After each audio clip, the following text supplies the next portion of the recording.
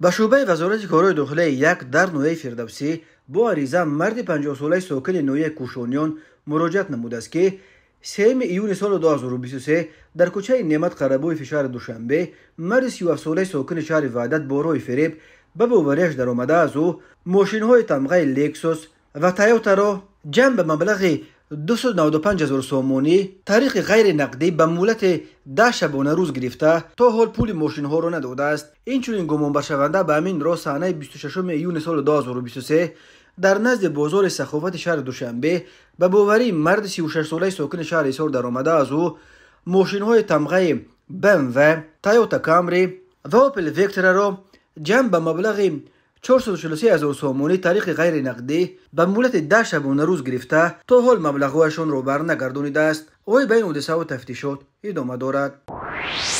ضمن برگزار نمودن چهاربینی اپراتیوی جستجویی از جانب کارمندان میلیسیا مرد 28 ساله ساکن شهر دوشنبه با گمان صادر نمودن جنایت دزدی دستگیر کرده شد.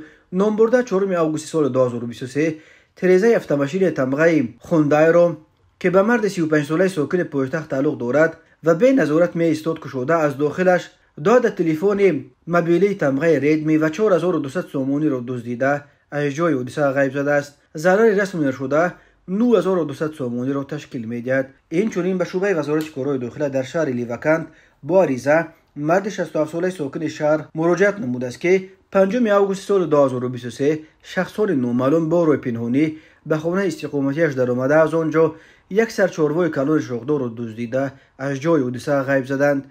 ضرر رسمی نشده 5000 سومونی را تشکیل می‌دهد. هنگام گذراندن چهاربینی اپراتیوی جستجویی از جانب کارمندان میلیسیا معین کرده شد که جنایت مذکور را مرد 26 ساله و جوان 19 ساله ساکنان همین شهر صادر نمودند. نسبت گمان برشوندگان با ماده 244 قسم 2 کودکس جنایتی جمهوری تاجیکستان پرونده جنایتی آغاز کرده شده تفتیشات ادامه دارد. بعد از گیر شدگان برای دزدی تا 5 سال زندان تهدید می‌کند.